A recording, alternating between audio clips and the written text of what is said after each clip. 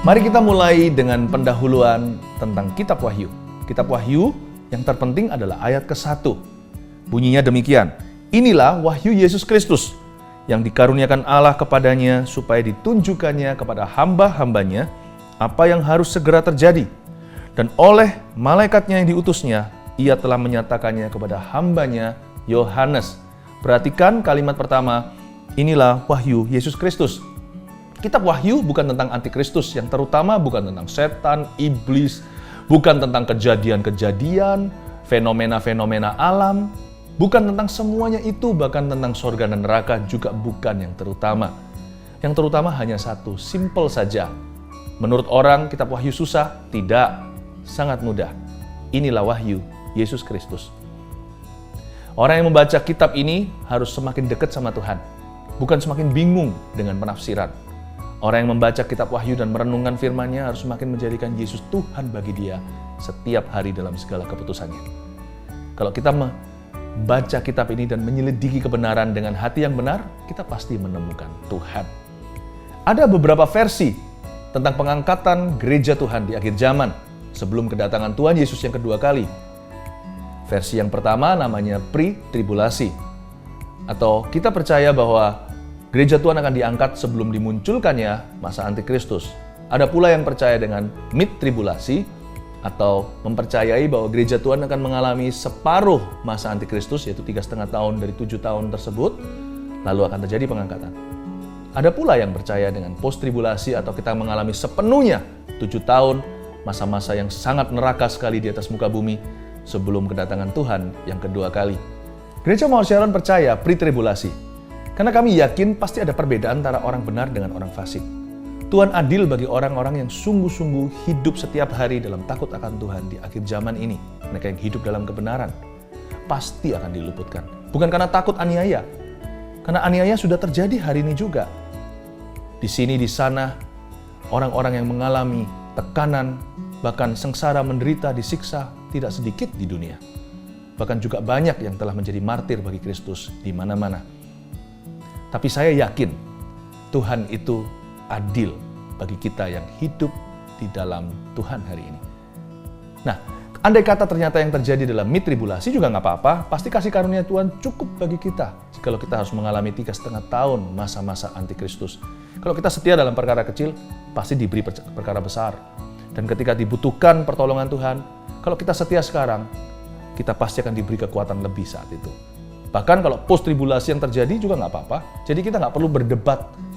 Karena bagaimanapun juga, itu semuanya hanyalah mengingatkan kita untuk berjaga-jaga. Tapi ternyata kalau pre-tribulasi yang terjadi, bukankah seharusnya semua orang bersyukur diluputkan? Intinya adalah, inilah wahyu Yesus Kristus. Jadikan Yesus Tuhan tiap hari dalam hidupmu. Tak perlu takut masa depanmu. Apapun yang terjadi, Tuhan tanggung semua. Saya akan tunjukkan sebuah chart untuk mengingatkan Anda apa itu pre-tribulasi dan bagaimana kejadiannya nanti sesuai dengan yang kami yakini di dalam firman Tuhan. Coba lihat bagan di depan Anda yang saya sediakan sebagai rangkuman kejadian-kejadian sesuai dengan nubuatan Alkitab. Masa kini, yaitu hari ini, sekarang juga kita nggak tahu hari, saat, waktunya, sangkakala berbunyi kita menyongsong Tuhan di udara. Dan kalau itu terjadi, gereja absen dari dunia, bumi masuk dalam masa susah yang disebut dengan masa pemerintahan antikristus. Berbagai macam hukuman Allah akan terjadi atas bumi dan atas dunia yang kita ketahui sekarang ini dengan 7 materai, 7 sangkakala, dan 7 cawan murka Allah. Dan waktu-waktu itu adalah waktu-waktu yang tidak pernah terjadi sebelumnya, dan Tuhan begitu baik, meskipun orang dunia yang ditinggal adalah orang-orang yang tidak sungguh-sungguh, Tuhan mempersingkat waktu supaya mereka tidak terlalu sengsara. Maka Tuhan Yesus datang kedua kali ke atas muka bumi ini bersama dengan orang-orang kudus dan malaikat-malaikatnya, disongsong dengan peperangan oleh antikristus yang disebut dengan perang Harmagedon. Disitulah runtuh kerajaan antikristus. Iblis ditangkap, dirantai, dan dicampakkan ke dalam jurang maut, dikunci di sana selama 1000 tahun. Maka Kristus akan memerintah di bumi ini dalam sebuah milenium, kerajaan 1000 tahun, kerajaan damai, di mana anak kecil bisa bermain dengan ular tedung, bahkan dengan singa. Semua orang hidupnya yang ratusan tahun meninggal dunia disebut kena kutuk, artinya semua orang panjang umur dan sehat. Bumi masuk di dalam sebuah masa berkat. Dan saat itu martir-martir terutama yang akan memerintah dengan Tuhan. Tapi sekalipun orang diberkati yang tidak semua mati di zaman antikristus. Mereka tertinggal, mereka mencicipi atau mengecap berkat Allah. Mereka nggak tentu bertobat hatinya. Sama dengan hari ini banyak orang yang ke gereja, lahir dari keluarga orang Kristen, dididik dalam takut akan Tuhan, tapi belum pernah mengambil keputusan. Karena itu Tuhan harus mengizinkan iblis dilepaskan sekali lagi di akhir 1000 tahun itu. Dan dia menyesatkan dan orang punya pilihan. Dan ketika itu sekali lagi seperti Adam dan Hawa, mereka memilih pohon pengetahuan atau pohon dosa tersebut. Terjadilah perang Gog dan Magog. Begitu banyak orang-orang di dunia ini sudah diberkati, mereka justru memberontak kepada Tuhan. Mereka nggak suka sama Kristus yang memerintah. Disitulah terjadi pemisahan antara kambing dan domba. Iblis dihukum dan dilemparkan oleh Tuhan ke dalam hukuman. Lalu setelah itu ada penghakiman terakhir, yaitu pengadilan tahta putih. Disitulah pemisahan antara orang yang ke sorga atau mengikuti iblis masuk ke dalam lautan api. Itulah yang disebut dengan kekekalan. Sekarang mari kita lanjutkan pengajaran kitab Wahyu ini. Dan mari kita bawa hati dan dengar-dengaran dengan suara Roh Kudus. Buka Alkitab bersama dengan saya. Mari kita buka sama-sama Wahyu pasal yang ketiga. Kita akan belajar firman Tuhan kepada 3 gerejanya lagi, yaitu Sardis, Philadelphia, dan Laodikia. Perkataan Tuhan ini untuk melengkapi mereka sama dengan firman Tuhan hari ini bagi kita untuk mempersiapkan kita menyongsong kapan saja Tuhan akan menjemput gerejanya. Jadi jangan ada di sini yang dalam keadaan lalai, karena kita nggak tahu waktu maupun saatnya. Mari kita sekarang lihat pasal 3, judulnya dulu, kepada jemaat di Sardis. Sardis saya kasih background latar belakang sebelum kita baca ayat 1. Sardis adalah sebuah kota yang kaya. Kalau di Amerika, di Los Angeles mungkin seperti di area Beverly Hills. Di New York, Manhattan. Singapura mungkin Nassim Road. Tempat banyak rumah orang-orang kaya, konglomerat. Dengan kata lain, gereja Sardis ini jemaatnya sadis kaya semua. Ngerti maksud saya? Ini orang-orang kaya lama. Surabaya juga ada daerah orang kaya lama, orang kaya baru juga ada daerahnya. Tapi orang-orang Sardis ini, nah berarti gereja ini diisi dengan jemaatnya orang kaya semua. Ini kalau di ibu kota di Jakarta contohnya mungkin isi jemaatnya itu yang punya 2/3 tanah se-DKI. Ini orang-orang yang berduit. Nah, sekarang kita ngerti latar belakangnya, mari kita perhatikan apa yang menjadi pesan Tuhan untuk gereja ini. Karena sekarang juga gereja kita bukan gereja yang terkaya, jemaat kita ada dari kaya sampai miskin. Tapi kita harus akui, gereja kita semakin diberkati, jemaatnya pun semakin makmur. Hati-hati Bapak Ibu, berkat bisa jadi kutuk kalau kita tidak jaga hati. Tahukah bahwa uang itu juga bisa jadi berkat Tuhan, tapi uang juga, cinta akan uang bisa menjadi akar kejahatan yang paling utama. Jangan sampai karena berkat Tuhan, kita justru kena anestesi atau dibius sama sekali. Dan ketika kita sadar, teman-teman kita yang sungguh-sungguh dengan Tuhan, yang miskin di hadapan Allah, bukan karena mereka tidak punya harta, tapi karena mereka menjaga spirit mereka, semua lenyap dari hadirat kita. 2 orang jalan seladang, 1 diangkat, 1 ditinggal. 2 orang tidur seranjang, suami istri bukan? Yang 1 tetap di atas ranjang, yang 1 tidak kelihatan, tinggal pakaiannya, karena sudah dalam tubuh kemuliaan. Bapak Ibu Saudara, jangan sampai berkat mencuri berkatmu. Ironis bukan? Karena Tuhan tahu bahwa ilah masa kini itu harta, posisi, prestis, atau prestasi. Tetap jaga hati dan hubungan dengan Yesus. Karena Tuhan mau datang, kita nggak tahu saatnya. 2000 tahun ini Tuhan kok belum juga menjemput gerejanya, nggak tahu. Tapi yang pasti Tuhan itu tidak menunda-nunda. Kalau Dia belum datang, itu keuntungan kita. Karena kita diberi kesempatan untuk memenangkan keluarga kita. Bagaimana kalau mereka ditinggal? Kita sekarang lihat ayat 1. Dan tuliskanlah kepada malaikat jemaat di Sardis. Inilah firman Dia yang memiliki 7 roh Allah dan 7 bintang itu. Aku tahu segala pekerjaanmu. Engkau dikatakan hidup padahal engkau mati. Tunggu sebentar, ayat 1 ini membuat seorang pendeta saat itu stres sekali, nggak tahu namanya karena nggak ditulis di sini. Malaikat jemaat, singkat cerita, di kebaktian sebelumnya saya jelaskan, ini bukan malaikat dengan sayap, malaikat beneran. Yang disebut malaikat jemaat sini adalah gembala sidangnya. The guardian angel of every church. Malaikat penjaga setiap gereja, memang ada malaikat supranatural. Tetapi wakil Tuhan bagi setiap gereja itu sering adalah gembala sidangnya. Jadi saya bisa bayangin ini pendetanya keringatan. Kalau dia nggak aman sama Tuhan, kalau dia tidak punya keberanian yang datangnya dari singa Yehuda, kalau dia tidak cukup mengasihi jemaatnya yang kaya semua, dia pasti nggak berani ngomong yang harus dia omongkan. Karena dia naik ke mimbar saat itu, permisi ya, kalau dia takut sama orang-orang kaya di gerejanya, apalagi donaturnya. Sebab dia buka mulut harus sampaikan pesan Yesus yang adalah, kamu semua mati rohani. Coba baca itu. Kamu dikatakan hidup, tapi sebenarnya kamu mati. Wow, itu pendeta keringetan sekali. Wah, dia pikir bisa lari nih semua jemaatku nih. Untungnya di gereja kita tidak membedakan hal itu. Di sini bukan takut orang kaya, kita tidak pro orang kaya, tidak pro orang miskin. Pro orang kaya namanya komunis, pro orang miskin namanya kapitalis. Sorry, kebalik. Begitulah. Pro orang miskin itu komunis, pro orang kaya itu namanya kapitalis. Tidak. Di sini kita hanya takut akan Tuhan, berdiri kita sama tinggi, duduk sama rendah, kita semua tidak punya apa-apa. Ini statement iman kita, pernyataan iman kita, semua yang ada pada kita, semua kepercayaan saja. Yang punya lebih tidak boleh sombong, yang punya sedikit tidak boleh minder. Terpujilah nama Tuhan. Kasih tepuk tangan untuk Tuhan. Ini keringetan nih. Wah, saya nggak gampang nih jadi seorang pendeta di Sardis ini, sadis sekali. Engkau dikatakan hidup padahal engkau mati, beritahu jemaatmu, mereka semua mati rohani. Jadi masalah utamanya saat itu bukan heresi, di gereja-gereja lain yang saya sebutkan tadi. Itu masalahnya pengajaran sesat, yang aneh-aneh. Mereka ini enggak, pengajarannya oke-oke saja. Malah dasar-dasar kekristenan semua. Tetapi mati rohani, jemaatnya tidak bertumbuh, tidak mengerjakan keselamatannya. Cuman mau duduk di gereja dan berpolitik saja. Ayat 2.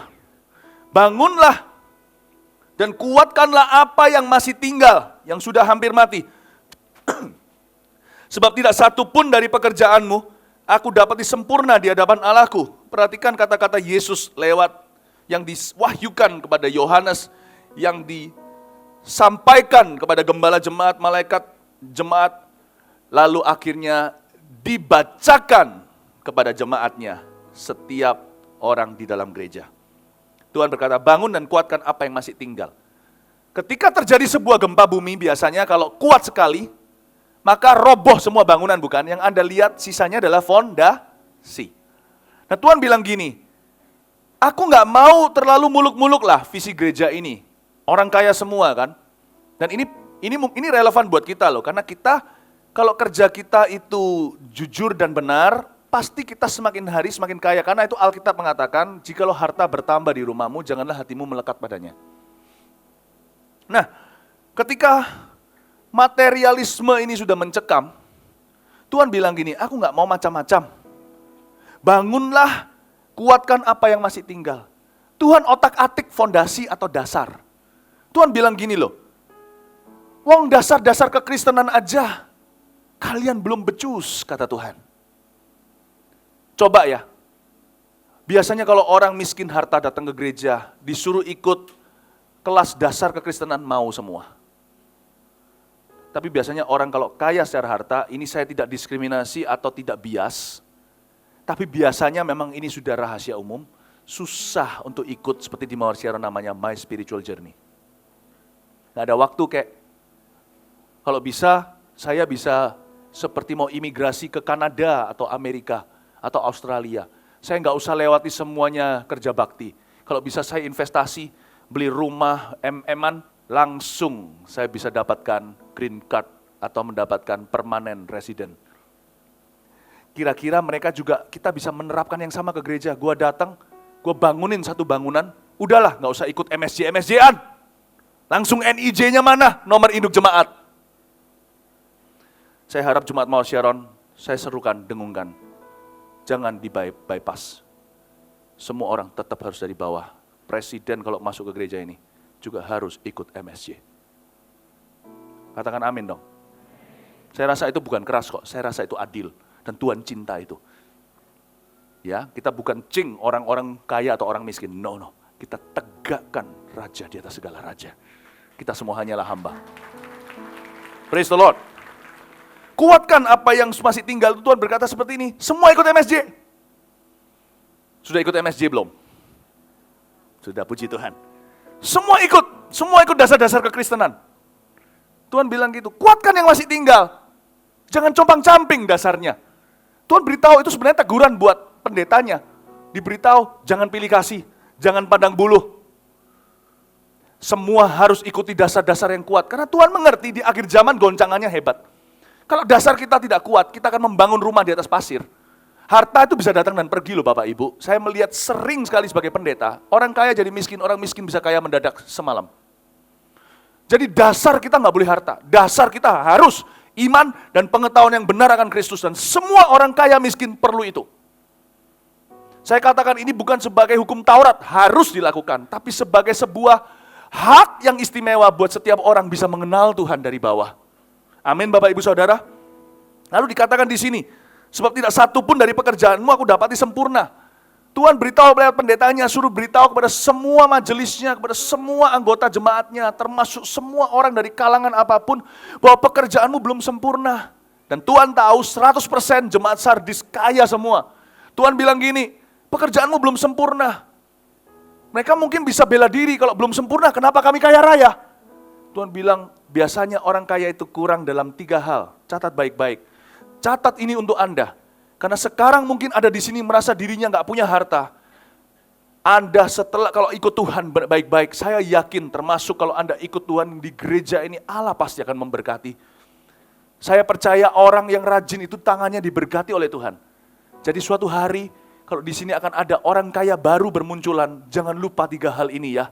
Ini firman untuk engkau dan aku. 1, orang kaya itu biasanya kurang sempurna di area apa? Yaitu kurang dalam bertumbuh dalam iman.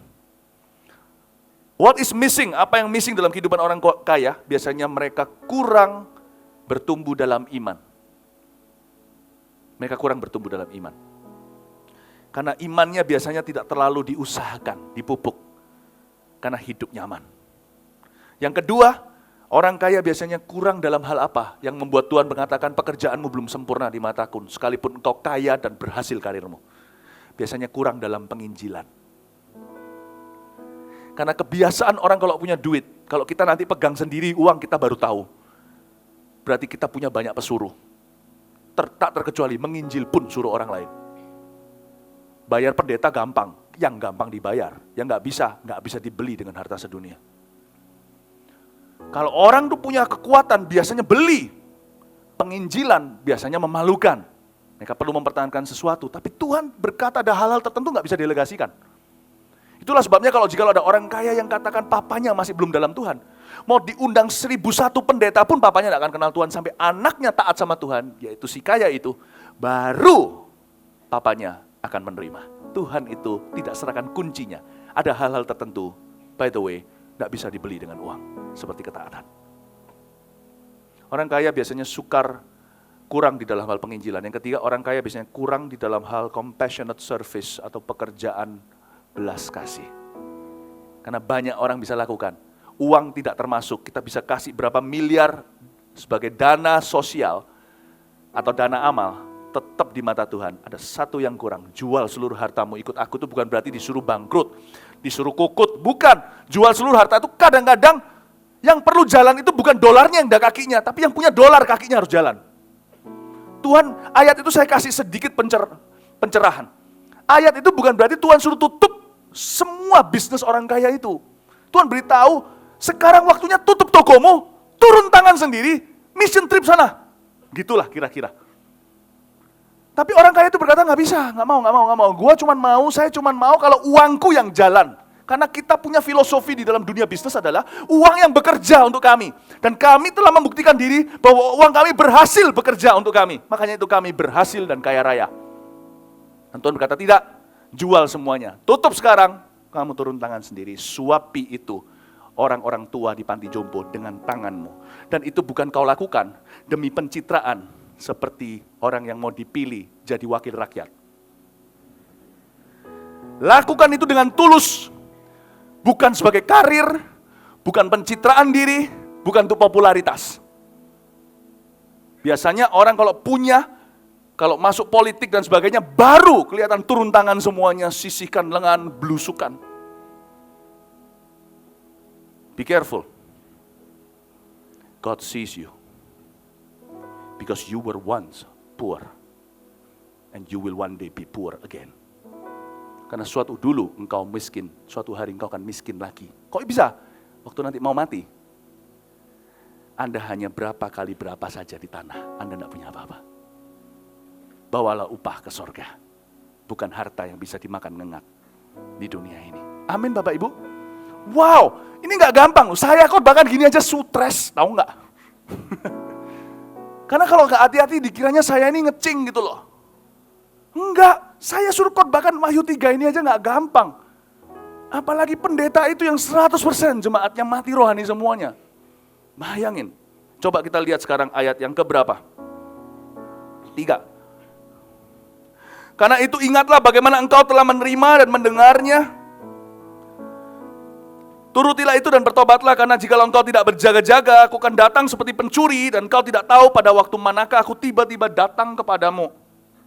Tetapi di Sardis ada beberapa orang yang tidak mencemarkan pakaiannya. Mereka akan berjalan dengan aku dalam pakaian putih karena mereka adalah layak untuk itu. Ayat 4 ini kedengarannya indah. Karena ada orang-orang yang tidak mencemarkan pakaian mereka. Dan mereka berjalan dengan Kristus dalam pakaian putih karena mereka layak untuk itu. Kedengarannya bagus, tapi menurut saya ini pun teguran buat Sardis. Kok bisa? Ayat 4 berkata, tetapi di Sardis ada beberapa orang. Dalam bahasa Inggrisnya, there are a few. This is bad news. Gereja segede itu, Tuhan bilang kalau aku datang sekarang, hanya a few yang diangkat. Hanya sedikit yang diangkat. Atau kalau sekarang kiamat, dari 2000 orang di gereja itu, hanya Iolsan, hanya 1, 2, 3 orang saja yang berpakaian putih di mataku yang akan berakhir di sorga. Alamak, kata orang Malaysia. Ini yang disebut, munculkan ayatnya di depan saja, nggak usah dibuka, Matius 19, 23-24. Yesus berkata kepada murid-muridnya, aku berkata kepadamu sesungguhnya sukar sekali bagi seorang kaya untuk masuk ke dalam kerajaan sorga. Saya itu tahu akan ayat ini, makanya dari waktu ke waktu saya selalu khotbah begini. Kebanyakan sih di kebaktian 2 supaya Anda mengerti. Dosis seperti ini di kebaktian 3 jarang sekali. Tapi saya nggak tahu kenapa kali ini giliran Anda. Saya yakin akan ada banyak orang kaya baru dari kebaktian ini. Nggak apa-apa, yang ini kasih amin juga nggak apa-apa. Izinkan saya sebelum dilahirkan orang kaya baru, saya detox Anda dulu. Sebelum dibangkitkan apa-apa, saya salib Anda dulu. Saya salibkan Anda. Supaya nanti kami tidak melahirkan orang-orang kaya yang jatuh. Amin, Bapak Ibu. Saya mulai terbawa-bawa sedikit di suasana bisnis breakthrough ini. Salah siapa bisnis breakthrough tinggal berapa minggu. Tapi kami rindu, ini cinta kami kepada jemaat. Saya merasa bahwa kita harus memperingatkan, kalau harta Anda bertambah, jangan hati melekat ya, Tuhan sudah mau datang. Ingat kata-kata Paulus di Korintus, kalau ada orang punya sesuatu, belajar sharing sama orang lain. Saya nggak suruh jemaat kasihkan uangnya di kolektor. Enggak. Kasih apa yang memang bagiannya. Simpan sisanya. Uang di tangan Anda kok lebih baik kok. Anda bisa kembangkan, bisa buat papa mama happy. Kalau masih orang tuanya ada. Enggak, gereja enggak mengingini uang siapa-siapa. Ya. Tapi saya mau beritahu kepada Anda. Kalau Anda punya uang bertambah, jangan hatimu melekat kepadanya. Kami ingin sekali Anda jadi. Gereja ini cinta sama Anda, termasuk pengusaha-pengusahanya. Termasuk semua karyawan di sini yang menabung. Saya berdoa supaya Anda betul-betul melayani Tuhan. Tuhan udah mau datang. Ingatlah, belajar bukan hanya untuk giving, tapi sharing Bapak Ibu. Tahu sharing maksudnya? Siapa punya mobil seolah-olah itu bukan mobilnya. Siapa punya apa seolah-olah bukan apanya. Sama mobil nggak usah, mobilku. Lalu nanti sofanya, kursinya di...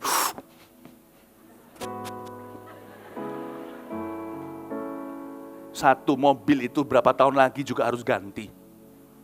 Anda punya mobil, nikmati, jaga tentunya. Bukan, nggak apa-apa, Tuhan udah mau datang, tabrak. Ya, tapi orang itu masih perlu, masih belum bayar hutang, mobilnya masih kredit, jangan ditabrak. Saya nggak berkata ceroboh, tapi nggak usah memberhalakan sampai sama barang itu, nggak perlu. Bertindaklah seolah-olah itu sementara, karena memang demikian. Anda punya, share. Mobil saya sekarang anterin orang pergi ke airport. Mobil satu-satunya yang saya miliki. Anterin seorang pelayan Tuhan pergi ke airport sekarang. You have a car, you share. Rasanya untuk sesuatu enggak apa-apa, it's okay gitu, enggak apa-apa. Amin Bapak Ibu Saudara, tindaklah seolah-olah Anda enggak memiliki itu. Seolah-olah Tuhan mau datang hari ini. Ya, belajar punya gaya hidup ini. Jangan berkata enggak masuk akal. Masuk akal, ubah tradisimu. Benar, ubah tradisimu. Saya pun enggak dari tradisi demikian. Ini harus disengaja. Iman itu memang mengubah orang. Ya, amin. Kita sekarang lanjutin ayat yang ke-5. Barang siapa yang menang, ia akan dikenakan pakaian putih yang demikian. Aku tidak akan menghapus namanya dari kitab kehidupan, melainkan aku akan mengaku namanya di hadapan Bapakku dan di hadapan para malaikatnya. Tuhan tidak akan menghapus namanya dari kitab kehidupan. Ini kok nggak enak ya? Apakah berarti nama kita bisa dihapus dari kitab kehidupan? Harusnya gitu. Kalau orang baca ini lumrah bertanya. Tuhan berkata sama jemaat di situ melalui gembalanya, beritahu mereka, kalau mereka berubah, aku nggak akan hapus namanya dari kitab kehidupan. Emangnya Tuhan niat menghapus? Masuklah perdebatan antara yang namanya grace, kasih karunia, yang namanya predestinasi, sekali selamat tetap selamat, atau gimana? Atau bisakah kita kehilangan keselamatan? Wah sudahlah, keruh lah, itu panjang, itu satu ibadah nggak selesai saya jelaskan. Oke, gini aja lah cara berpikirnya. Orang kalau betul-betul terima Tuhan, buahnya kalau memang dia itu tanamannya semangka, pasti buahnya semangka. Nggak usah bilang bisa kehilangan keselamatan, enggak. Orang kalau kenal Tuhan, tidak akan atau tidak akan selfish dan egois. Orang kalau kenal Yesus, bisa egois hari ini, besok akan semakin kurang egoisnya. Kelihatanlah siapa di dalam dirinya. Saya tidak percaya sana minum baygon kalau mulutnya nggak berbusa-busa. Kecuali sana Iron Man. Kecuali sana superhero atau siapa. Nggak masuk akal kalau Anda manusia, Anda minum racun pasti berbusa mulutnya. Jangan bilang sama saya Anda baru meneguk racun. Nggak percaya saya. Jangan bilang sama saya Anda menerima Yesus kalau buahmu seperti itu. I don't believe it. Jadi apakah orang bisa kehilangan keselamatan? Bukan. Nilailah pohon dari buahnya. Jadi di sini Tuhan bilang sama mereka, are you really a bunch of saved people? Tuhan tanya sama mereka, benarkah kalian semua itu orang-orang yang sudah diselamatkan? Tuhan aja meragukan, cilaka bukan? Aku tidak akan menghapus nama mereka dari kitab kehidupan. Saya suka membayangkan begini aja. Satu hari di sorga itu 1000 tahun di dunia. Ada ayatnya bukan? Jadi berapa detik itu berarti berapa tahun loh ya. Saya pernah hitung-hitungan, Anda mungkin pernah dengar saya di khotbah-khotbah di mana. Kalau satu hari di sorga 24 jam itu 1000 tahun, berarti kalau di sorga setengah jam di dunia, itu 20 tahun. Di sorga 1 jam, meskipun di sorga nggak ada jam, itu berarti di dunia 40 tahun. Jadi Tuhan itu baru masukin database-nya, orang-orang yang altar call terima Tuhan, banyak kan orang-orang kaya di Sardis yang mengaku, aku mau dibaptis. Tuhan belum masukin database-nya baru 1 jam, berapa tahun kemudian. Jadi jangan pernah berkata mereka sudah selamat lalu kehilangan keselamatannya, tidak demikian. Tetapi ketika Tuhan baru, intinya saya ajak Anda imajinasi waktu Tuhan masukkan ke dalam buku itu, berapa tahun kemudian orang-orang ini baru di RSVP, baru dicatat masuk, sudah membatalkan diri, menarik diri. Jadi mereka bukan kehilangan keselamatan. Tuhan belum selesai catat nama mereka sampai huruf terakhir, hidup mereka membuktikan mereka membatalkan reservasi itu. Paham maksud saya Bapak Ibu Saudara? Banyak orang itu dibaptis-baptisan, ikut-ikutan. Tuhan memang sengaja catat karena mereka beriman pada Tuhan, tapi belum selesai catat, mereka teriak-teriak dari dunia, batal lewat perbuatan mereka. Mereka bukan kehilangan keselamatan, mereka bukan mau dihapus namanya, belum selesai ditulis, sudah menarik diri. Ngerti maksud saya? Itu yang disebut betapa susahnya orang kaya masuk ke dalam kerajaan sorga. Belum selesai ditulis, mereka sering membatalkan. Bapak, Ibu, Saudara, kalau ikut Tuhan harus totalitas. Ikut Yesus jangan setengah-setengah hati. Belajar seperti orang-orang di Sardis ini. Mereka ini adalah orang-orang yang sangat abu-abu dengan Tuhan. Sehingga malaikat pun ragu mau bubuhkan nama mereka di kitab kehidupan atau enggak. Saya bisa bayangkan gara-gara gereja Sardis, malaikat beli banyak Tipex. Enggak jadi-jadi tuh ditulis. Seperti orang kalau ditato tuh goyang terus gitu loh. Mana bisa selesai-selesai. Ya, jadi saya mau beritahu kepada Anda, jangan ganggu proses keselamatanmu. Anda selamat, saya percaya. Nama Anda sedang ditulis sekarang. Jangan lampirkan surat pembatalan. Karena kepilihan di tangan Anda sendiri. Allah tidak memaksa seseorang diselamatkan. Amin Bapak, Ibu, dan Saudara. Kita lanjut sekarang kepada jemaat di Philadelphia. Dan tuliskanlah kepada malaikat jemaat di Philadelphia. Saya jelaskan sedikit tentang Philadelphia, oke, sebelum kita baca ayat 7. Philadelphia ini adalah sebuah kota yang dibangun oleh penduduk kota Pergamus. Pergamus di kebaktian sebelumnya saya jelaskan adalah sebuah kota peradaban yang luar biasa. Maksudnya apa? Pergamus adalah pusat pembelajaran kebudayaan Yunani. Di Pergamus, kalau di Sardis banyak orang kaya, di Pergamus banyak orang pintar seperti di Amerika Silicon Valley. Pergamus ini diisi dengan orang-orang yang brainy, yang berotak sekali. Bahkan di sana ada sebuah perpustakaan yang memiliki 200.000 buku zaman itu loh ya. 200.000 buku zaman ini aja banyaknya, luar biasa 200.000 itu. Oke? Jadi kita sekarang mengerti bahwa Philadelphia adalah sebuah kota yang dibangun di atas dasar kepandaian manusia. Sejarah mencatat tahun 17 sesudah Masehi, kota Pergamus hancur total lebur karena gempa yang dahsyat. Tuhan mau berbicara apa lewat kejadian profetik ini? Apapun juga yang dibangun di atas dasar kepandaian orang akan hancur lebur suatu hari. Bangun itu di atas dasar yang kokoh dan teguh, bukan pasir. Membangun rumah dan hidup harus di atas dasar firman Tuhan, bukan kepandaian doang. Meskipun saya percaya orang Kristen harus belajar, harus pintar. Malah disuruh pintar aja gak cukup, harus cerdik seperti ular. Tapi jangan membangun hidupmu di atas dasar kecerdikanmu. Firman Tuhan. Orang-orang Pergamus membangun Philadelphia. Namun akhirnya hancur semua. Tahukah di sini kalau ada orang berkata, nggak apa-apa, aku nggak perlu Tuhan. Tuhan hanya sampingan. Kalau order makanan itu dia mungkin jagung rebusnya. Kalau Tuhan itu mungkin kentang french fries-nya. Dia bukan hidangan utama buat aku, bukan yang terutama, bukan yang pertama. Orang yang berkata gitu sekalipun dia lulusan luar negeri manapun juga, sekalipun dia S3, sekalipun koneksinya jenderal semua, sekalipun dia tahu semua orang-orang pejabat, semua orang pemerintahan, sekalipun dia punya keahlian, orangnya ulet sekali, punya insting, sepandai-pandai tupai terbang suatu hari akan jatuh dan beda dengan orang benar yang jatuh tak akan tergeletak sebab Tuhan menopang tangannya. Tupai ini akan jatuh dan splat. Akan jatuh dan pecah dan tidak akan pernah kembali ke form aslinya. Bapak, Ibu, Saudara dengarkan. Philadelphia adalah sebuah kesaksian.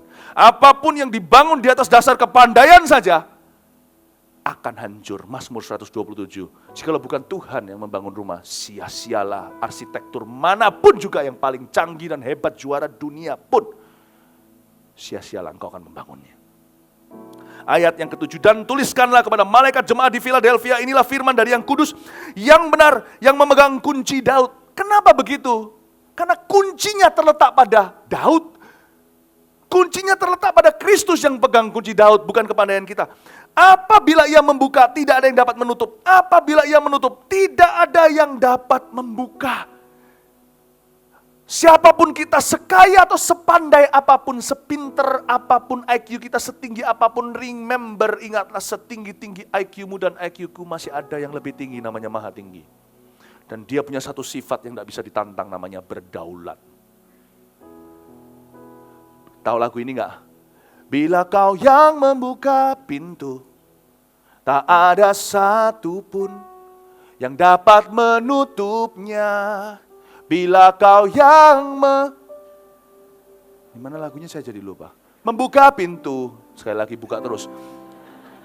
Meninggikan aku, tiada yang dapat merendahkan aku. Gimana lagunya? Bantu saya. Bila kau yang membuka pintu. Sama-sama nyanyikan gak apa-apa. Tak ada satupun yang dapat menutupnya. Bila kau yang mengangkat aku, tiada yang dapat merendah. Anda tahu judulnya lagu ini apa? PAW tahu nggak? Judulnya Seenak Gue. Tuhan itu bukan semena-mena loh ya, tapi dia memang seenaknya dia. Mau apa? Dia daulat. Sana pintar? Akan kutangkap kau dalam kepintaranmu dan hikmatmu. Engkau akan gigit jari terakhirnya nggak dapat apa-apa. Yang sana kekuatannya nggak seberapa. Coba baca ayat berikutnya. Aku tahu ayat 8, segala pekerjaanmu. Lihatlah aku telah membuka pintu bagimu yang tidak dapat ditutup oleh seorang pun. Aku tahu bahwa kekuatanmu nggak seberapa. Sana nggak terlalu pintar nyanyi, tapi kenapa kok tersohor suaranya? Sana nggak pintar khotbah, kenapa kok banyak yang bertobat? Sana nggak pintar bisnis, kenapa kok bisnisnya berhasil semua? Aku tahu bahwa kekuatanmu nggak seberapa, namun engkau menuruti firmanku. Dan engkau tidak menyangkal namaku. Lihat, perhatikan ini. Perhatikan saya sebentar. Bapak, Ibu, Saudara. Tuhan mengangkat siapa yang dia kehendaki angkat. Tuhan turunkan siapa yang dia mau turunkan. Karena itu Salomo raja paling besar berkata, di bawah matahari hanya ada satu tugas kita, takutlah akan Tuhan. Salomo itu paling gede, paling kaya, paling pintar, berkata akhirnya, benar, hanya Tuhan yang hebat. Nebukadnezar kena getahnya. Seorang raja di Babilonia, dia merasa dia paling hebat. Sebelum Salomo mungkin, maksudnya di samping Salomo ini mungkin raja yang terbesar sepanjang sejarah, bisa dikatakan demikian. Gede superpower Babilonia. Tuhan bilang sama dia, gila, langsung gila. Memelihara kuku sepanjang hewan, makan tanaman, makan rumput, dirantai oleh hamba-hambanya. Dan detik di mana dia mengakui Tuhan dengan menengadah ke atas, Tuhan kembalikan sanity, kewarasannya. Saya beritahu, di atas raja, masih ada satu raja. Namanya raja di atas segala raja. Takutlah akan Allah. Pesan ini apa buat kita? Pesan ini buat kita luar biasa. Bagi sini yang merasa tidak terlalu sekolahnya tinggi. Nggak terlalu fasilidah. Nggak terlalu tampan dan cantik rupa. Apakah aku bisa ya dapat jodoh? Rupaku pas-pasan. Ini ayatnya. Memang kekuatanmu, rupamu tidak seberapa. Ya kan? Tapi karena engkau hidup dalam firmanku dan tak menyangkal aku. Nah, jikalau aku mengangkatmu, siapa yang bisa menurunkannya? Pernahkah Anda melihat orang cantik berat jodoh? Saya melihat tidak banyak, tapi ada. Anda pernah lihat gak? Orang yang tidak cantik, saya gak mau bilang jelek dah ya. Sekalipun mungkin gigi perlu dikawat 2 dekade. Tapi cowoknya ganteng, cinta Tuhan. Gak tentu saudara.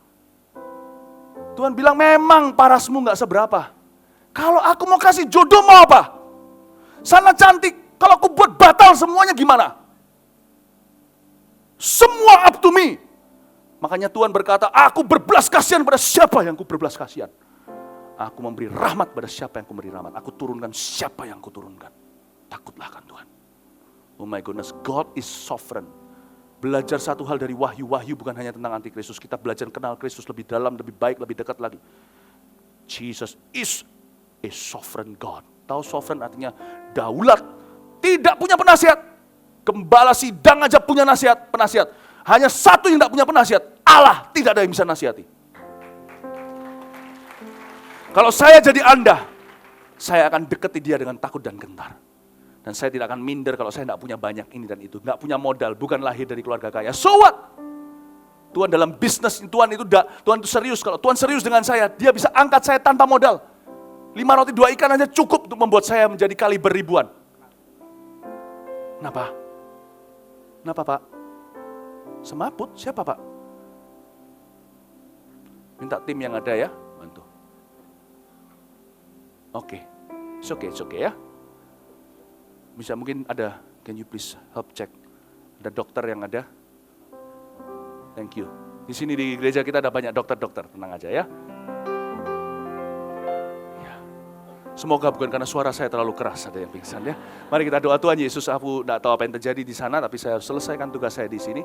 Hamba berdoa ya Tuhan Yesus, Engkau berikan ketenangan, kesadaran, bantu Prof. Erwin untuk bisa ngecek dengan baik apa yang terjadi di sana. Dalam nama Yesus, lanjutkan sini ya. Kita ngomongnya pelan-pelan aja. Sorry yang live streaming, ada yang pingsan di sini ya. Kita doakan aja supaya tidak apa-apa, supaya siuman. Siuman. Saya bilang apa tadi? Iya, enggak apa-apa. Maaf Bapak Ibu Saudara. Saya doa supaya enggak apa-apa. Please let me know what's happening nanti ya. Tolong beritahu saya apa yang terjadi. Kita lanjutkan sedikit. Sampai mana tadi? Ayat mana? Oke, kita lanjutkan di ayat yang 9. Lihatlah beberapa orang dari jemaah iblis, yaitu mereka yang menyebut dirinya orang Yahudi, tetapi yang sebenarnya tidak demikian, melainkan berdusta akan kuserahkan kepadamu. Sesungguhnya aku akan menyuruh mereka datang dan tersungkur di depan kakimu dan mengaku bahwa aku mengasihi engkau. Luar biasa, saya senang sekali dengan gereja di Philadelphia. Rasanya tidak ada teguran apa-apa buat mereka. Memang kota mereka digoncangkan, tapi gereja ini nggak goncang. Saya lihat ini sangat-sangat bangga sama gereja Philadelphia. Salah satu gereja yang mengundang rasa kagum. Bukan karena gedungnya. Tadi di kebaktian sebelumnya saya jelaskan, kalau bicara soal gedungnya dan pelayanan, profesional, segala, harusnya gereja Efesus lebih, ini gereja Efesus jauh lebih mega. Jadi jangan pernah kita itu terkecoh dengan yang namanya mega church. Karena itu saya berdoa, gereja Mount Sharon boleh jadi mega church buildingnya. Pelayanannya banyak. Hatinya jangan pernah mega. Hati harus terus hamba. Gak peduli gereja Mount Sharon sampai bertumbuh suatu hari jadi salah satu gereja terbesar di Indonesia. Kita gak boleh berubah. As long as I'm alive, selama saya masih hidup, saya bisa peringatkan terus dalam kemah ini. Selama saya masih kuat berdiri, terus khotbah di depan Anda, saya akan tidak capek-capeknya ingatkan, kita jangan luntur, jangan berubah warna. Kalau bicara soal Efesus, Bapak Ibu, jauh lebih sophisticated pelayanannya, luar biasa. Gedungnya itu aduhai. Jemaat mereka itu 60.000. Satu kota metropol zaman itu paling 100-200.000. Hampir semua, 60% jika 100.000, 60% penduduk pergi ke satu gereja. Itu kuat dananya segalanya. Tapi Tuhan tegur mereka sini dan sana. Gereja di Philadelphia ini, Tuhan tidak tegur apa-apa. Tuhan malah bilang, aku akan angkat kamu. Sekalipun orang bilang kamu gereja gak seberapa, aku akan angkat kamu. Jangan sampai loh ya, suatu hari Tuhan bilang sama gereja Mount Sharon, kalian sudah menjadi gereja besar dan sombong. Tahukah saudara, ada banyak gereja yang sudah ditinggal sama Tuhan. Sisanya hanya seperti Saul, Raja Saul, setelah dia dirobek kerajaan dari tubuhnya, ketika Samuel robek jubahnya, masih ada 13 tahun dia menang perang lawan Filistin. Tapi Anda sudah berada di pengurapan yang lama. Anda sudah berada di dalam afterglow kuasa Allah. Saya nggak mau, sekalipun kita suatu hari gereja Mount Sharon menjadi puluhan, menjadi 100.000 jemaatnya, saya kepingin sekali, rindu sekali, kami rindu Tuhan tetap bisa datang dan berkata, aku tahu kekuatanmu tidak seberapa, aku akan angkat kamu lebih tinggi lagi, aku akan berkati kamu lebih lagi. Amin Bapak Ibu Saudara. Itu semua tergantung, bukan size gerejanya. Ada orang berkata, aku suka dengan gereja kecil. Nggak tentu, gereja kecil yang bertengkar banyak juga. Yang perang-perangan nggak karuan, jumlah 50 tapi tarik kanan kiri juga nggak sedikit. Besar kecil tidak mengubah. Keputusan hatilah yang harus menentukan. Karena itu gereja kita, puji Tuhan, jumlah sudah dikatakan mega church. Tapi hari ini spirit kita masih baik, terpujilah nama Tuhan. Kasih tepuk tangan untuk Tuhan. Demikian pula dengan bisnis Anda. Jangan sampai bisnis Anda sampai titik ini Tuhan gak bisa angkat lagi. Karena Tuhan merasa kita sudah sombong. Kita harus selalu rendah hati. Selalu miskin di hadapan Allah. Sehingga Allah bisa selalu datang dan berbelas kasih, welas kasih dengan kita. Seperti kepada jemaat di Philadelphia. Aku tahu kekuatanmu gak seberapa. Sini, cup, sayang, aku akan besarin kamu lebih lagi. Mengundang belas kasihan Allah. Karena Tuhan menentang orang yang congkak. Kalau Tuhan angkat Anda lebih tinggi lagi, jangan berubah supaya bisa diangkat lebih tinggi lagi.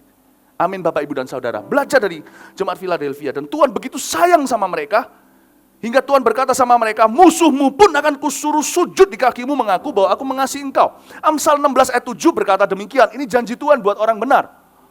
Ya, dan orang yang rendah hati tentunya. Jikalau Tuhan berkenan kepada jalan seseorang, maka musuh orang itu pun akan didamaikan dengan dia. Satu persatu. Ini bukan untuk gereja secara korporat, tapi kehidupan jemaat dalam bisnisnya, dalam kehidupan keluarganya, mungkin dengan ponakannya, mungkin dengan sepupunya, mungkin dengan saudaranya, mungkin keluarga ayahnya yang belum kenal Tuhan segalanya, yang sekarang mencemoohkan Anda suatu hari, 5 tahun dari sekarang, 10 tahun dari sekarang, satu persatu di sini. Musuh-musuhnya akan datang ke jemaat. Musuh-musuh jemaat kita. Bukan karena jemaat kita salah di hadapan Allah, tapi karena mereka hidup benar. Satu persatu, ini janji Tuhan buat gereja kita dan jemaat kita.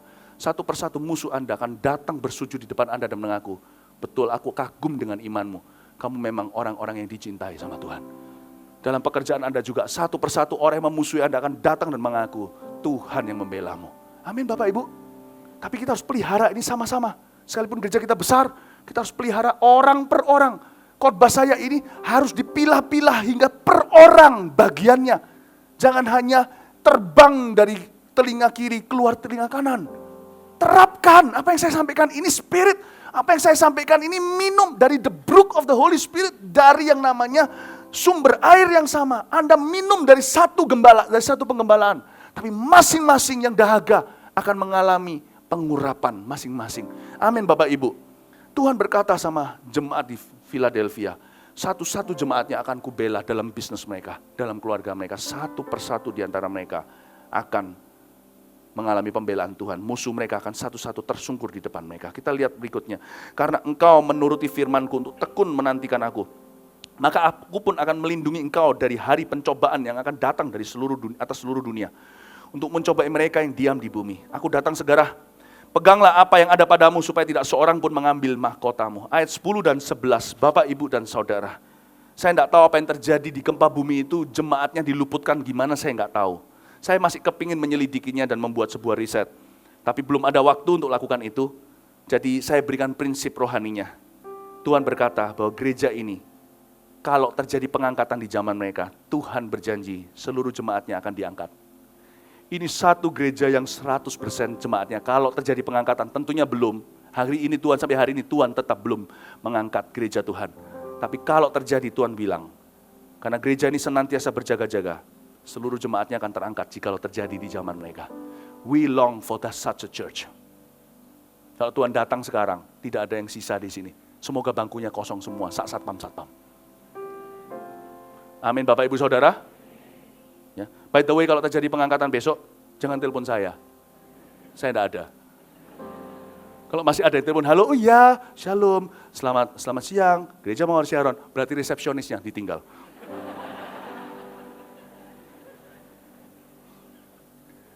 Don't call Mawar Sharon kalau terjadi pengangkatan. Ini adalah kata-kata harapan. Don't call Mawar Sharon. Nobody will be here. Beri tepuk tangan untuk Tuhan.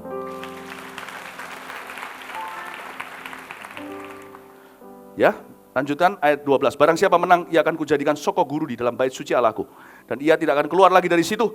Daripadanya akan kutuliskan nama Allahku, nama kota Allahku, yaitu Yerusalem baru, yang turun dari sorga, dari Allahku, dan namaku yang baru. Siapa bertelinga, hendaklah ia mendengarkan apa yang dikatakan Roh kepada jemaat-jemaat. Di sini dikatakan di ayat 12, janji Tuhan di sorga bagi gereja Philadelphia, bahwa mereka akan dijadikan soko guru di dalam bait suci. Berarti, ini artinya, Tuhan berkata sesuatu yang memberikan sebuah preview tentang sorga. Saya nggak tahu di sorga itu kita akan tinggal berbarengan nggak, tidak ada basis firman yang cukup untuk mengatakan itu. Ya, saya nggak tahu di sorga apakah ada, kalau bisa pilih nama jalan, saya kepingin tinggal di Jalan Cempaka. Nggak tahu apakah ada begitu, tapi di sini dikatakan, barang siapa menang, karena Tuhan berkata seluruh jemaat ini tidak ada teguran, semuanya menang. Bisa ternyata menjadi gereja yang besar, karena gereja Philadelphia cukup besar, menjadi gereja yang besar, dan 100% jemaatnya itu sungguh-sungguh dengan Tuhan. Jadi nggak muluk-muluk untuk kita yakini, semua anggota gereja Mawar Sharon, semuanya adalah layak angkat semua. Bapak, Ibu, Saudara, Tuhan berkata, mereka akan dijadikan soko guru. Soko guru di situ artinya pilar. Berarti mereka akan tinggal bersama di sorga sebagai pilar kebanggaan Allah. Dan satu pilar dengan pilar lain dalam sebuah bangunan tidak akan berjauhan. Apakah mungkin Allah sedang memberi hint atau bocoran bahwa jemaat itu akan tinggal di satu areal di sorga suatu hari kelak? Mereka tidak akan dipisahkan. Jadi mereka bukan hanya orang-orang yang bersatu di dunia, mereka juga akan dipersatukan di sorga. Bukankah itu kerinduan kita untuk dipersatukan dengan orang-orang yang telah pergi sebelum kita? Mereka yang sudah meninggal dunia, contohnya orang-orang yang kita cinta. Bapak, Ibu, Saudara, ini janji. Reuni di sorga, kamu akan jadi sokok guru di dalam bait suci. Di satu areal. Saya baca ini mau menangis. Saya berkata, ya Tuhan, masuk akal. Kalau saya suatu hari ke sorga, saya mau tinggal sekitar jemaat Mawar Syaron. Meskipun sorga itu indah, tidak ada curiga. Semuanya orang-orang itu saudara seiman. Tapi kalau saya disuruh tinggal sama orang yang saya tidak kenal, ya mulai kenalan dari awal, ya boleh juga. Tapi saya pasti kangen dengan orang-orang yang saya kenal di sini. Saya berkata, Tuhan, ini ayat indah, saya pegang ya Tuhan. Jikalau suatu hari kami suami istri akan dipisahkan lewat kematian, saya kepingin selalu tinggal dekat dengan orang-orang yang sudah saya cintai di dunia ini. Bersama satu gereja. Ini ayat membuat satu janji luar biasa. Di sorga kita sokok guru bersama-sama. Oh, alangkah indahnya. Ternyata saudara, kalau gereja itu sungguh-sungguh bersama itu benefitnya banyak. Individualisme itu hanya diajarkan oleh kebudayaan dunia. Ternyata kalau gereja itu sepakat kayak di perjanjian baru, gereja mula-mula mereka selalu bertekun bersama dalam pengajaran rasul-rasul. Memecah roti. Tidak ada satupun di antara mereka yang berkata, ini milikku. Ini kamu tidak boleh pinjam karena ini bukan milikmu. Bapak Ibu, Tuhan ternyata kalau kehidupan mereka itu demikian rupa dekatnya, Tuhan juga tidak akan tega memisahkan mereka suatu hari di sorga. Ayat ini ya adalah misteri sorga. Saya nggak mau bicara lebih lanjut, tapi intinya sampai sini membuat saya baca ini bahagia sekali di hati. Bahwa saya tahu sorga nanti bagi saya bukan tempat yang tidak enak. Orang mau datang ke gereja aja nggak datang ke kebaktian karena nggak punya teman. Saya ke sorga, saya mau merasa familiar. Saya ke sorga, saya mau punya teman. Dan Tuhan berkata, kamu akan jadi sokok guru bersama di dalam bait Allah. Ini luar biasa, ini harapan. Karena itu, mari kita berusaha sama-sama sebagai gereja, sungguh-sungguh sama Tuhan. Ya, saling ingatkan satu persatu. Kalau ada yang lemah, kita baca lebih lanjut kepada jemaat di Laodikia. Gereja yang terakhir di pengajaran hari ini. Ya, Laodikia. Katakan Laodikia. Laodikia, saudara, adalah kota yang lebih kaya lagi dari Sardis. Ini kota yang terkaya dari 7 kota yang ditulisi surat sama Yohanes.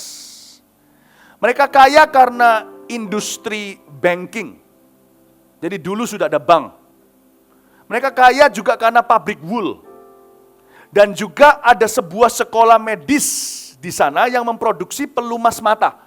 Di zaman teknologi obat belum seberapa, ini sudah canggih. Ya. Nah, kita sekarang melihat, cuman mereka punya satu masalah di Laodikia, mereka kekurangan suplai air.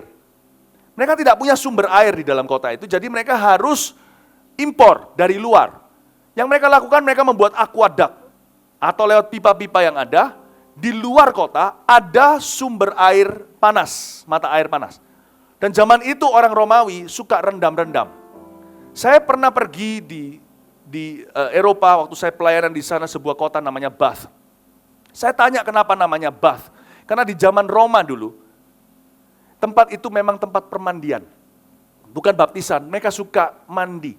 Kalau hari ini di Jepang, onsen namanya, mandi uap atau mandi belerang. Orang Roma suka itu. Jadi mereka ambil dari sumber mata air panas, dibawa masuk ke kota, cuman punya satu masalah. Mereka kurang teknologinya, sampai di kota, airnya jadi suam-suam kuku. Tidak panas, jadi nggak bisa dibuat kum-kum. Tidak dingin, nggak segar dibuat cuci muka. Airnya itu air yang tidak dingin maupun panas, yang membosankan. Kira-kira gitu latar belakangnya Laodikia. Kita baca sekarang dan tuliskan kepada malaikat jemaat di Laodikia. Inilah firman dari Amin, saksi yang setia dan benar, permulaan dari ciptaan Allah. Aku tahu segala pekerjaanmu, engkau tidak dingin dan tidak panas. Alangkah baiknya jika engkau dingin atau panas. Tuhan pakai ilustrasi yang mereka sangat pahami karena itu kondisi kota mereka. Jadi karena engkau suam-suam kuku dan tidak dingin atau panas, aku akan memuntahkan engkau dari mulutku. Nah, setelah kita beranjak dari gereja Philadelphia yang melulu dibelani sama Tuhan Yesus, dikasihi, disayangi, dibelas kasihani, dijanjiin, dilindungi, di cover, sekarang kita masuk ke jemaat yang ditegur oleh Tuhan lagi, Laodikia. Tuhan berkata bahwa mereka tidak dingin, tidak panas. Tuhan akan muntahkan mereka dari mulutnya. Kondisi jemaat Laodikia, sekali lagi, ini gerejanya diisi orang lebih kaya daripada orang-orang Sardis. Kotanya itu lebih sukses dari kota Sardis. Tapi kondisinya demikian, jemaatnya cuek-cuek sama Tuhan dan pekerjaan Tuhan. Dan mereka tidak memperjuangkan apa-apa di dalam Tuhan. Dan ibadah mereka sekedar rutinitas. Kita baca lanjut ayat 17. Karena engkau berkata, aku kaya, dan aku telah memperkayakan diriku, dan aku tidak kekurangan apa-apa. Dan karena engkau tidak tahu bahwa engkau melarat, malang, miskin, buta, dan telanjang. Maka aku menasihatkan engkau supaya engkau membeli daripadaku emas yang telah dimurnikan dalam api, agar engkau menjadi kaya, dan juga pakaian putih, supaya engkau memakainya, agar jangan kelihatan ketelanjanganmu yang memalukan, dan lagi minyak untuk melumas matamu, supaya engkau dapat melihat. Semua yang disebutkan Tuhan tadi, mereka ngerti itu, pelumas, emas, dan juga Tuhan bilang tentang pakaian putih, karena mereka ada pabrik wool di sana. Jadi Tuhan itu pakai bahasa lokal sekali untuk berbicara. Padahal Yohanes itu di Pulau Patmos, udah gak ngikuti zaman, dia sudah tua. Dia bisa tulis kayak begini ini kalau bukan pewahyuan, gak mungkin. Belum zaman internet, dia bisa Google segala. Dia tulis di situ. Karena jemaatnya itu cuek-cuek. Yohanes gak pernah ke situ kan? Yohanes kan lagi di ngasingan di sebuah pulau tersendiri loh. Itu kasihan di sana itu. Semua batu karang, gak ada apa-apa, kering sekali. Yohanes tulis, kasihin mereka, dibacain oleh gembalanya. Yohanes menegur di dalam nama Yesus. Kalian semua adalah orang-orang yang cepat merasa puas. Jemaatnya cuek-cuek sama pekerjaan Tuhan. Udahlah, kalau di gereja itu diberitahu, ayo semuanya di sini kita berdoa, nggak ada yang muncul. Ayo menara, tidak ada yang responi. Nggak seperti gereja kita, by the way. Saya bangga dengan gereja kita. Kalau disuruh apa, nggak pernah ada yang meresponi. Ya semuanya pasif sekali. Tidak ada yang lebih parah daripada orang Kristen yang tidak memperjuangkan apa-apa, yang puas diri. Lebih baik jadi orang berdosa, jadi seorang yang sangat-sangat jahat daripada jadi orang Kristen yang merasa puas. Karena mereka sudah tidak berguna, jadi tiang garam. Padahal Tuhan suruh mereka menjadi terang dan garam. Bapak ibu saudara, kenapa mereka bisa begitu cuek? Karena orang-orang Kristen di sana teologinya salah. Mereka mengira bahwa berkat materi adalah tanda perkenanan Allah. Saya sampaikan di kebaktian sebelumnya, bahwa kalau kita dibuat kaya secara harta, tidak selalu itu adalah tanda rahmat Allah. Orang dunia bisa kaya tanpa Allah kok. Bapak ibu saudara ingat satu hal, jangan merasa puas karena hidupmu nyaman. Engkau harus memiliki sebuah tujuan untuk diperjuangkan sebagai orang Kristen. Temukan itu, kalau Anda belum menemukan itu, Anda belum hidup. Percuma semua yang Anda miliki, kalau Anda tidak punya kehubungan yang vital, yang sangat vitalitasnya tinggi dengan Kristus, Anda belum punya apa-apa. Amin Bapak Ibu Saudara. Karena itu Tuhan bilang sama mereka, aku mau kamu beli daripadaku emas, aku mau kamu beli pakaian putih, beli pelumas. Tuhan menunjukkan pada mereka bahwa kekayaan sejati itu bukan materi, melainkan hubungan yang benar dan indah dengan Tuhan. Sebab harta benda seluruh dunia ini dikumpulkan, tidak sebanding dengan kerajaan Allah yang akan datang. Amin Bapak Ibu Saudara. Kita lanjutkan sekarang di ayat 19. Barang siapa kukasihi, ia kutegur dan kuajar. Sebab itu relakan hatimu dan bertobatlah. Lihat, aduh kasihan sekali Tuhan. Aku berdiri di muka pintu dan mengetok. Jikalau ada orang yang mendengar suaraku dan membukakan pintu, aku akan masuk mendapatkannya. Dan aku makan bersama-sama dengan dia dan ia bersama-sama dengan aku. Emangnya Tuhan pengemis begitu? Ini satu ayat yang sering dipakai untuk penginjilan. Bolehlah ya. Tapi saya rasa nggak tepat guna. Ayat ini bukan untuk orang berdosa. Ayat ini untuk gereja. Aku berdiri di muka pintumu sementara kau di dalam ngerasani aku. Gitulah bahasa Surabayanya. Ada khotbah dan ada hadirat Tuhan. Ada firman Tuhan, tapi Tuhan ada firmannya Tuhan, tapi Tuhannya firman, tidak diundang.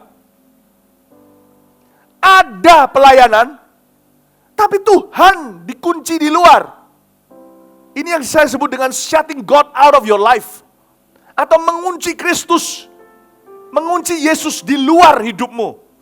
Ini bukan ayat untuk mengetok saat kita altar call kepada orang-orang non-Kristen, maukah kau terima Tuhan? Tuhan mengetuk di pintumu. Ini ayat kalau dibaca untuk mereka harusnya kita gereja yang malu. Ini ayat untuk gereja. Gereja orang-orang kaya, terkaya di Laodikia. Tuhan bilang, I'm not even in your church. You be so surprised, my friends. There are churches singing Jesus, and Jesus is not even in the midst of them. The gereja-gereja yang menyanyikan Yesus, Yesus, bukan mereka yang menyebut Tuhan, Tuhan yang masuk kerajaan sorga, dan bukan berarti yang menyebut Tuhan, Tuhan, aku baru masuk ke dalam rumah mereka. Shutting God out of your life. Dan Tuhan berkata di ayat 21, Tuhan memberi janji, Tuhan itu indah, dia itu tidak pernah pesimis negatif. Barang siapa menang, ia akan kududukan bersama dengan aku di atas takhtaku. Tuhan berbicara kepada raja-raja ini, raja bisnis, raja kayu, raja batu bara, raja segalanya. Tuhan bilang, tahu enggak kemuliaan terbesar itu bukan di hidupmu sekarang, di hidup yang akan datang ketika engkau akan duduk bersama dengan aku di takhtaku. Kau harus menang. Menang atas kedaginganmu. Menang atas kedaginganmu. Baru engkau akan duduk dengan aku di atas takhtaku. Sebagaimana aku pun telah menang dan duduk bersama dengan Bapakku di atas tahtanya. Siapa bertelinga, hendaklah mendengarkan apa yang dikatakan Roh kepada jemaat-jemaat. Tuhan bilang sama mereka, tahu enggak kemuliaan tertinggi itu bukan posisi, bukan prestasi, bukan harta duniawi yang kau miliki, bukan jam apa, merek apa yang kau punya, mobil bikinan Jerman mana. Ya boleh, silakan, nggak apa-apa, jangan tertuduh karena semua itu adalah harta yang halal kalau Allah memberikannya sebagai berkat dalam kehidupanmu. Tapi janganlah itu menjadi center atau pusat hidupmu. Bukan tas mana yang kroko atau apa. Ngerti maksud saya? Nggak ngerti ya nggak apa-apa. Boleh nggak apa-apa, tapi bukan itu center hidupmu, pusat kehidupanmu. Tuhan bilang, suatu hari buat apa kalau engkau ngepel di sorga? Loh, apa ada cerita gitu? Ngepel sih saya nggak tahu. Tapi kalau kita baca dari sini, coba saya ajak untuk kita bacanya terbalik.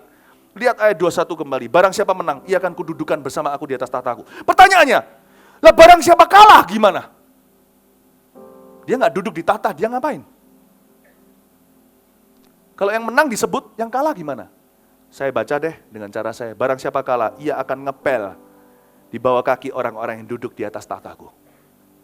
Bersama dengan aku. Dari ayat 21 saya tahu akan ada orang seperti Paulus peringatkan yang akan lolos masuk ke sorga hanya orang-orangan. Karena ketika mereka diuji dengan api terbakar semua pekerjaan mereka. Karena mereka membangun kehidupan mereka di atas dasar jerami. Tahukah ada emas, perak, permata itu jerami semua. Berarti lewat ayat 21 kita tahu bahwa di sorga ada hierarki. Coba katakan hierarki. Ya, di dunia ada kasta, di sorga ada hierarki. Jangan-jangan beberapa konglomerat di sana masuk karena memang anak Tuhan. Tapi karena kedagingan, akhirnya semua harta nggak dibawa kan, gigi emas pun ditinggal. Cincin kawin, cincin berlian berapa karat juga nggak akan Anda bawa. Anda masuk orang-orangan dan tidak membawa kesaksian apa-apa. Selamat dengan kasih karunia seperti penyamun di samping Tuhan. Dengar baik-baik. Anda di sana, I don't think you will sit with Christ. I don't think you will sit. Mungkin bisa jadi beberapa konglomerat, bukan konglomerat lagi di sana. Kamsya masuk surga, nggak masuk neraka, itu aja. Ada sebuah cerita dan ini bukan cerita beneran, ini hanya ilustrasi. Ini hanyalah ilustrasi saja, oke? Ini bukan true story. Suatu hari ada satu orang kaya, dengan ini saya selesai. Suatu hari ada satu orang kaya mau meninggal dunia. Ketika mau mati dia menawar sama Tuhan, jangan, no, kasih aku kesempatan. Ya kan, kasih aku kesempatan untuk bawa semua, untuk persiapkan, kan saya nggak tahu kapan dipanggil sama Tuhan. Atau katakan, bukan mati lah ya. Katakan pengangkatan gitu. Sebelum diangkat dia bilang, tunggu dulu, kasih aku 5 menit. Aku mau nge-pack dulu. Aku mau pack my things, aku mau berkemas-kemas terlebih dahulu. Masa semua yang kuusahakan ditinggal gitu aja? Ketika Tuhan angkat, sama seperti istri Lot yang meninggalkan Sodom Gomora, tidak boleh menoleh ke belakang. Kan sayang. Paling tidak izinkan aku rampas beberapa barang berhargaku. Paspor gak perlu, karena kita lagi diangkat ke awan-awan, jadi saya ambil beberapa berlian. Malaikat berkata, cepet nih, ini pengangkatan, semua sudah sedang lenyap di seluruh dunia, pengangkatan terjadi, tunggu.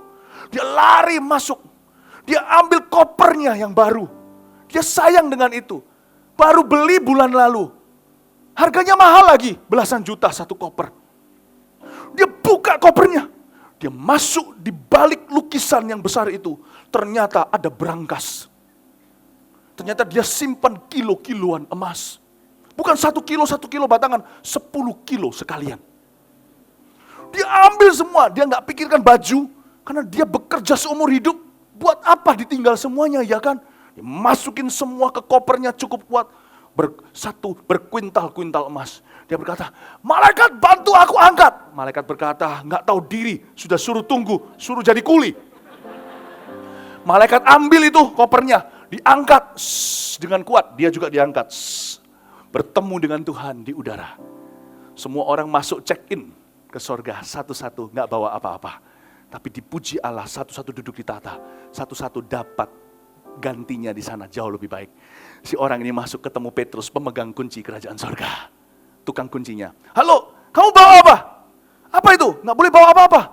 Mbak, satu aja aku harus bawa ini. Tawar-menawar. Petrus berkata, kau tidak membawa. Nggak pernah dengar lagu itu ya? Ku kan tak membawa apapun jua saat ku kembali ke surga. Nggak boleh. Sudah tahu kan lagunya? Iya Pak, tapi Pak Petrus tolonglah Pak. Satu ini aja hasil jeripayaku seumur hidup. Aku ini saudagar yang berhasil. Tolong satu ini aja. Tunggu sebentar. Saya tanyakan manajernya. Baik, sebentar. Petrus tanya. Langsung tanya sama Tuhan Yesus. Tuhan Yesus bilang, silakanlah, sudahlah. Tuhan bilang seperti ini. Cincailah. Bawa masuk aja. Setelah masuk, check-in, Petrus tanya. By the way, pengen tahu nih, apa sih isi koper itu? Dibuka sama dia. Emas, kinclong semuanya. Semuanya London. Bukan hanya Antam. Penuh semuanya. Otomatis seluruh penghuni sorga yang di sekelilingnya yang lihat itu tertawa terbahak-bahak. Ngapain lu bawa tanah? Paham maksudnya? Dikatakan sorga itu tanahnya dari emas dan itu bukan Antam, bukan London. Itu bukan emas logam yang kita tahu di sini. Tuhan bilang, ngapain dan luntur semuanya? Padahal itu adalah emas mulia, logam mulia. Mereka bilang, ngapain bawa lumpur ke sini? Let me tell you, mungkin cerita ini hanya dongeng. Hanya ilustrasi. But it's true. What you have here. Makanya Paulus berkata, semua kuanggap sampah demi pengenalan akan Allah. Emas, perak, permatamu hanya lumpur, saudara. Mari kita semua bangkit berdiri. Haleluya.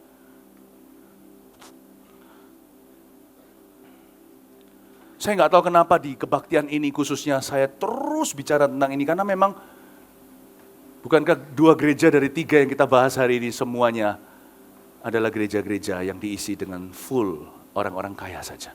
Bapak, Ibu, Saudara, khususnya Anda yang punya harta, I love you. Bukan hanya yang punya harta, semua Anda, we love you.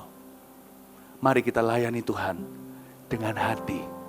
Apa yang kita miliki, tolong dikelola dengan takut akan Allah. Amin Bapak Ibu Saudara.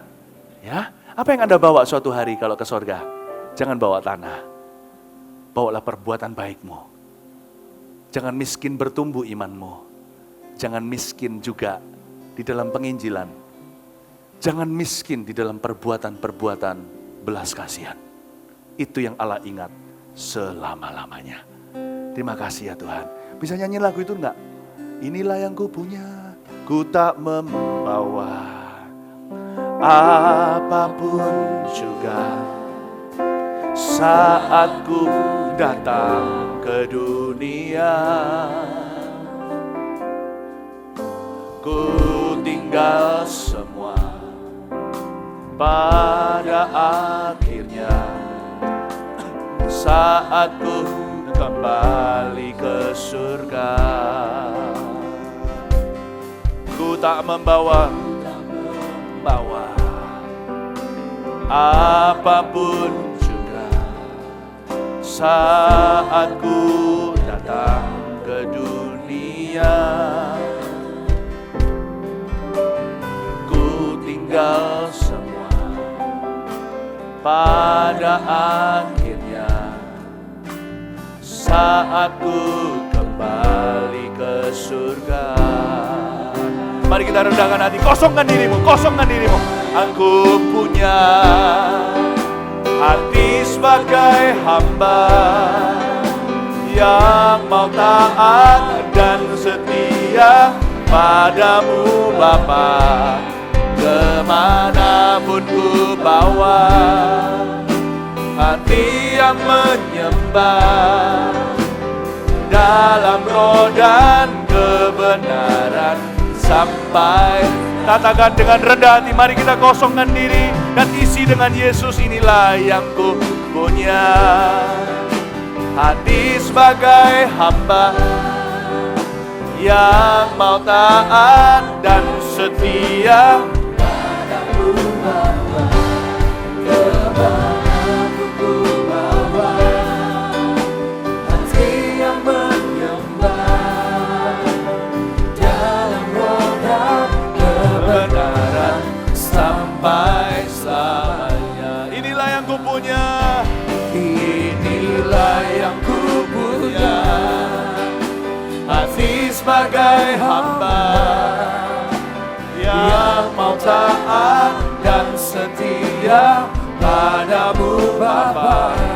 Kemanapun ku bawa hati yang menyembah dalam roh dan kebenaran sampai selamanya. Inilah yang ku punya, inilah yang ku punya, hati sebagai hamba yang mau taat dan setia padamu. Perjamuan kudus tolong dibagikan sekarang. Kemanapun ku bawa hati yang menyembah dalam roh dan kebenaran sampai. Sekali lagi, inilah yang ku punya, inilah yang ku punya, hati sebagai hamba-Ku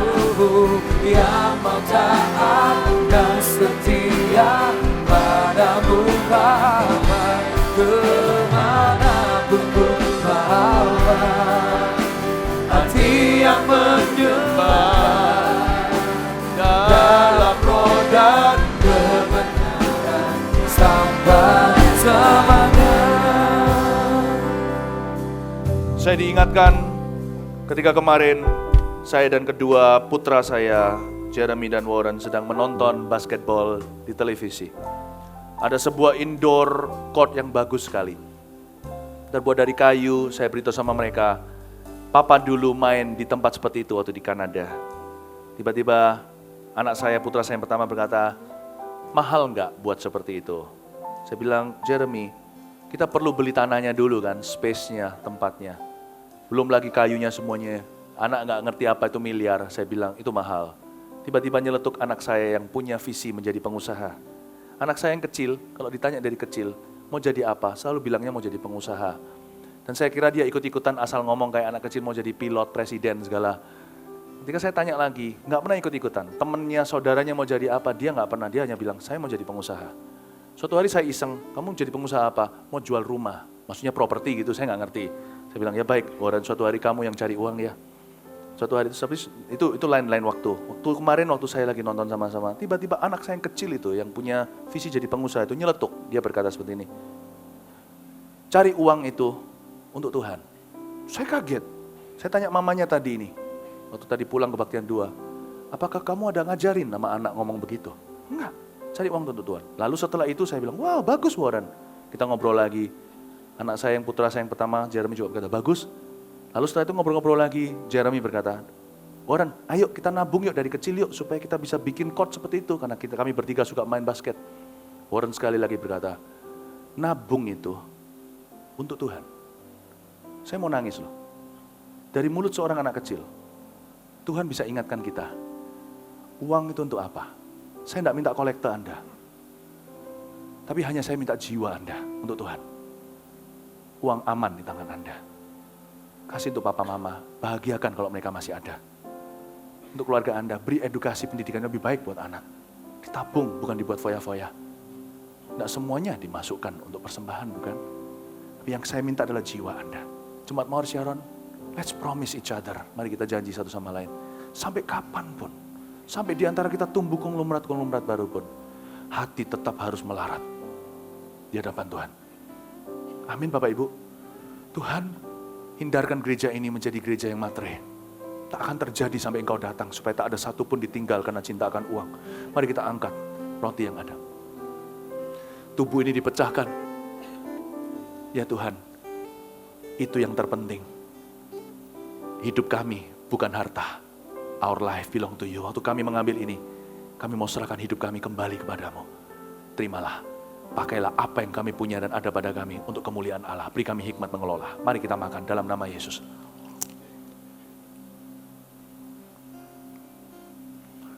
Angkat cawan.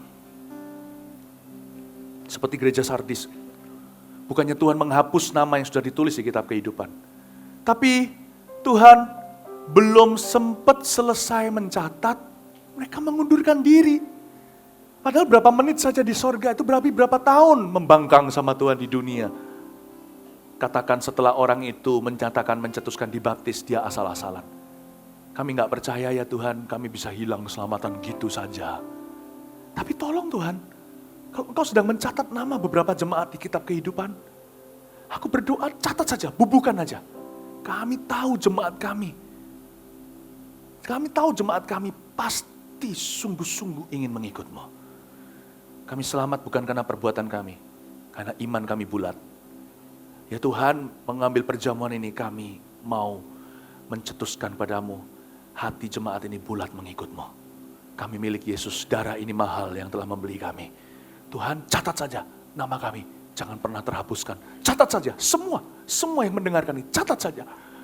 Kami tidak akan ingkar dan tidak akan menoleh ke belakang. Jadikan kami orang-orang yang suatu hari bersama dengan Engkau di sorga melihat kemuliaan-Mu. Tuhan, sucikan kuduskan kami dengan darah Yesus. Kami nyatakan hari ini, besar kecil tua muda, kami adalah jemaat yang siap kapan saja diangkat oleh Tuhan. Kami jemaat yang diselamatkan. Basuh kami dengan darah Kristus. Turun-temurun berkat itu turun sampai anak-anak kami pun satu persatu, cucu-cucu kami, menantu kami, suatu hari semua anggota keluarga kami menjadi murid-murid Tuhan. Mari kita minum di dalam nama Yesus. Haleluya. Angkat tanganmu. Inilah yang ku punya, hati sebagai hamba yang mau taat dan setia padamu Bapa. Kemanapun ku bawa, hati yang menyembah dalam roh dan kebenaran sampai selamanya. Mari kita angkat tangan, kita sembah Tuhan. Inilah yang ku punya, hati sebagai hamba yang mau taat dan setia padamu Bapa. Kemanapun ku bawa, hati yang menyembah dalam roh dan kebenaran sampai kemanapun ku bawa, hati yang menyembah. Kemanapun ku bawa, hati yang menyembah dalam roh dan kebenaran sampai selamanya. Dalam roh dan kebenaran, dalam roh dan kebenaran sampai selamanya. Dalam roh dan kebenaran sampai selamanya. Haleluya, kasih tepuk tangan meriah bagi Tuhan Yesus. Praise the Lord. Terima kasih Tuhan.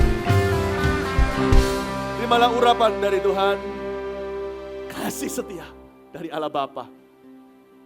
Pengorbanan dari Yesus dan pengurapan dari Roh Kudus. Biar firman ini menjadi daging. Diberkati keluar masukmu, jadilah kepala bukan ekor. Dan setiap barang apapun di rumahmu tidak berkurang melainkan bertambah. Biar lumbung-lumbungmu dipenuhi, makanan di mejamu tidak pernah kekurangan. Biarkan pakaianmu tidak hanya sehelai dua helai, tapi Tuhan tambah-tambahkan segalanya. Karena Engkau adalah jemaat yang sangat dipercaya, yang hatinya hati hamba. Biar mereka yang kehilangan nyawanya memperolehnya berlimpah-limpah. Sebab Tuhan akan menjadikanmu besar, Tuhan tidak akan membawamu ke jalan yang turun. Justru karena kau tidak minta harta, hai Salomo, tapi meminta hikmatku, maka aku akan menjadikanmu raja terbesar. Tidak ada sebelummu dan tidak ada setelahmu. Jadilah raja kayu, jadilah raja batu bara, jadilah raja perkapalan, jadilah raja perkebunan, jadilah raja dalam segala bidang. Allah akan membuatmu naik menjadi raja yang berhasil. Bukan karena kau minta kaya, justru karena kau cari hikmat Allah. Aku akan menjadikanmu tanpa duanya. Saya merasakan Allah seperti tersenyum dan tertawa. Dia bahagia dan sayang pada jemaat ini. Jadilah besar dan jadilah berkat. Terimalah urapan di dalam nama Yesus Kristus. Be blessed, be blessed, be blessed. Amen. God bless you.